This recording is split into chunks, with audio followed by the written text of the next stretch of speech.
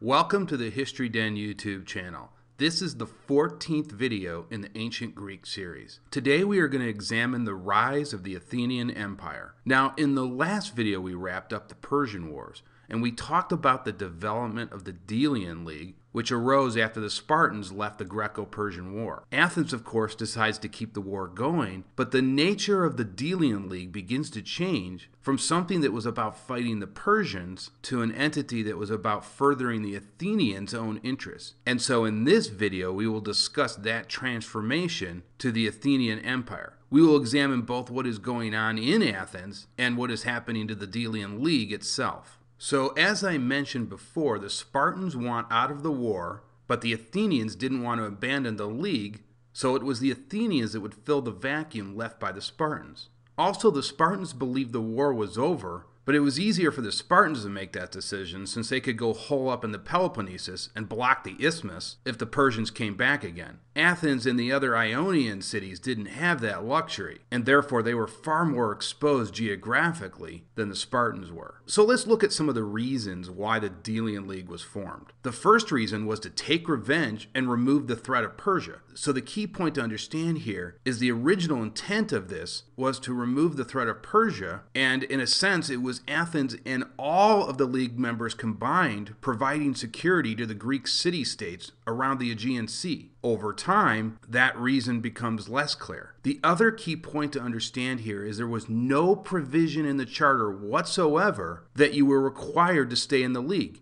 You could leave if you wanted. Take a look at Sparta. They left the Greek League, and several other members did as well. So the Delian League has that same principle early on. That too will start to change later, as we will see. The other reason is booty. These were huge financial enterprises. And of course, what is the primary motivation for booty? Well, it helped fund the Delian League and keep the war going against Persia. This war booty brought enormous wealth not just to Athens, but many of the Delian League members. Sailors also that participated in the Delian League navy could also become independently wealthy. It's also important to note that every member got one vote, and each vote carried equal weight. But even though the vote is technically the same vote, the Athenians were looked at as the de facto leader, and eventually they will use their power to influence votes in their favor.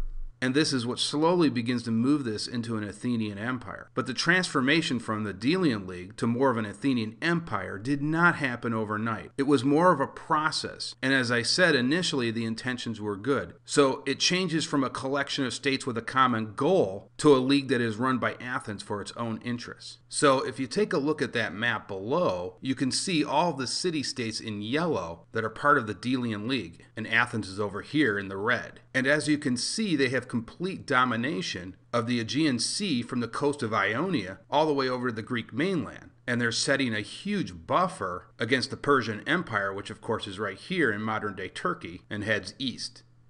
Okay, let's take a look now what's going on in Athens in terms of the leadership during the times of the Delian League. Now, of course, Themistocles is the hero of the Persian Wars. He was the man with the plan and is the key figure in the decisive Battle of Salamis. So after 480 BC, there's every reason to believe that Themistocles would continue as the leader of the Athenians. But that does not happen. And throughout the 470s BC, he begins to lose power gradually. Part of the problem was he was very arrogant and wanted to take credit, and rightfully so I might point out, for the victories over Persia at Salamis. He became so popular that Plutarch relates this story that when Themistocles arrived at the Olympic Games, everybody stops watching the games and starts watching him. So he has this JFK type popularity. This arrogance rubbed a lot of people the wrong way, especially in Athens. Now, on his way to power in Athens, Themistocles used ostracism to get rid of all of his rivals. Well, they eventually turned the tables and used that very tactic against him, and he too was ostracized. Now, Cimon, who was Themistocles' main political rival, takes over the reins in Athens. Cimon represents the conservative faction, and it's also important to note that he was the son of Miltiades. You will remember Miltiades is the hero at Marathon. And so it is Cimon who will take the lead in every campaign the Delian League participates in.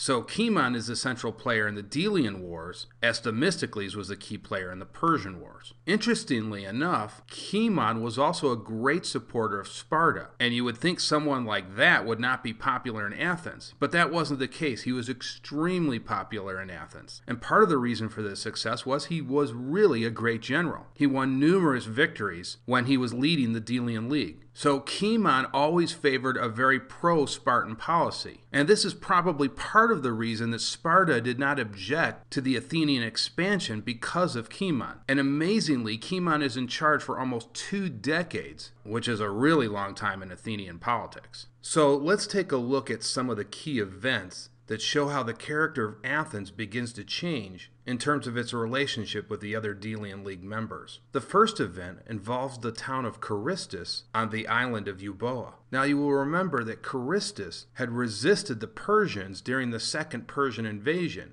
and their city was destroyed as a result. Well, now, after the Greco-Persian Wars, Athens attacks the city sometime in the 470s BC. And so the people of Carystus must have wondered, what is going on here? First the Persians, and now our very own Greeks are attacking us. So they must have felt somewhat like Czechoslovakia in World War II, where every side is taking advantage of them. So Athens wins the war against Carystus and forces them into the Delian League. Athens also starts this new policy where they rip down the walls of the defeated and force them to pay a permanent tribute. So they're almost using mafia-style tactics against some of the Delian League members. And Athens wants that tribute every year, or there's going to be trouble for whomever refuses to make that payment. Now, the second event that causes people to wonder about Athens' intentions involves the island of Naxos. Naxos in 471 BC decides they no longer want to pay the Delian League dues.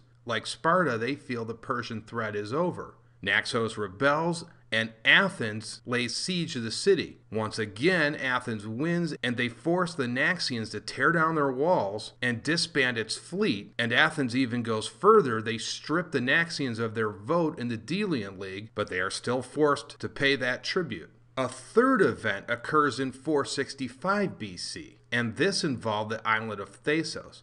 Now, this was really suspect because this didn't even involve matters of the Delian League like the first 2 events. This was just a quarrel between Thasos and Athens itself over several silver mines. So this really was just an argument about money and minerals. As a result of the dispute, Thasos rebels and the Athenians lay siege. And although the Athenians defeated them by sea, it took 2 more years to finally take the capital. So this was a prolonged siege that lasted a long time and probably ended around 463 BC. And so the Athenians continued their usual policy and forced the Thasians to destroy their walls, surrender their ships, and pay an annual contribution to the Delian League. And of course, Athens took possession of all the mines that were part of the original dispute. And as I mentioned, what's so different about this is it had nothing to do with the Delian League. And this was seen by the Greeks as the Athenians using the league to further their own interests. And so this is a huge turning point where we can almost mark the beginning of the Athenian Empire. And many of the League allies saw it just like that. They saw the Athenians as forming an empire, which of course is the very reason they were fighting the Persians in the first place. In other words, the Greeks didn't want anything to do with the word called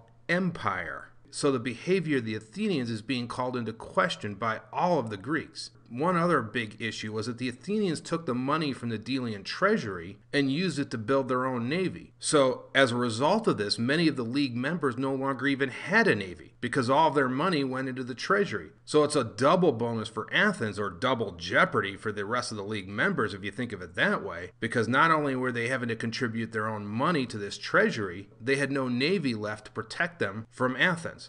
So they really were at the mercy of Athens now. So as we talked about before, Themistocles represented the lower classes. And when Cimon takes over, he kind of represents the upper classes. So it's kind of like this thing with the Republicans and the Democrats. If the Republicans get power, eventually the voters vote them out, and then the Democrats will take control of Congress. So you have this back and forth that's going on. And so at first it's Miltiades leading, and he represents the land-owning elite. Then Themistocles takes charge, and he represents the lower classes. And then there's a return to the conservative faction with Cimon. Now we should keep in mind that even though these guys are the leaders, they still have to be elected every single year. And so even though Cimon represents the upper classes, he also has to take care of the lower classes as well, or he'll be voted out in the annual election. And amazingly, Cimon lasted for 16 or 17 years. He went through 17 different elections and each time was elected. So he must have been very popular, as I mentioned before. But things start to turn south for Cimon. And what's that cliche, when it rains it pours? Well, that's what happens here. And the first problem that occurs is with that expedition we talked about a few slides ago at Thasos. That siege took too long, and this kind of turns into an Iraq war for Cimon. Now, even though it only took 2 years, you'll remember when we were talking about the phalanx several videos ago, 2 years is an eternity, because the Greeks were used to ending battles in a few days, sometimes just a few hours. So that war with Thasos becomes very unpopular, and of course they're going to blame Cimon for it because he's the central leader in Athens. And at this time, the faction that represents the lower classes is led by 2 guys, Pericles and Ephialtes, and they are constantly issuing inflammatory remarks against Cimon. So it's during this span of time, things don't really bode well for Cimon. And they bring him up on charges. But the trial fails, and Cimon remains in political power. Now, interestingly, it's not an unpopular war that does Cimon in. It's an earthquake that occurs in Sparta. Now, Sparta suffers devastating consequences as a result of that earthquake. And they pretty much accept the help from almost every city-state within Greece. But they reject the help from Athens. Now, this was a severe affront to Athenian pride. And it was almost like, how dare these Spartans insult us like that? I can see members of the Delian League quietly snickering at the Spartans' rebuff of the Athenians. What comes around goes around. You treated us poorly, now see what it's like for you. Well, of course, all of this did not go well in Athens. And so the Athenians needed a scapegoat, and they found an easy target in Cimon, since he had been the main sponsor of the Spartans. And finally, Cimon is ostracized in 461 BC. So interestingly enough, an unpopular war with Thasos couldn't undo him. It was this affront to Athenian pride which finally did him in. Now, the irony here could not have been lost on Cimon. Since he had used ostracism against Themistocles, that very same tool was used against him. And with that, the Spartan-Athenian relationship took a dangerous step backwards, and relations were never again the same as they were when Cimon was running the show in Athens. And so Pericles takes over, and this ushers in a new age called the Golden Age. And Pericles is undoubtedly one of the great politicians in all of Greek history. In fact, I think if you listed the 20 greatest Athenian politicians out on paper, scratch them all off, and you get left with Pericles. He really was a titanic figure in ancient Athens. Really the Abraham Lincoln, if you want to think of it that way. And deservedly, he will get his own video, and we will take care of that in the next episode.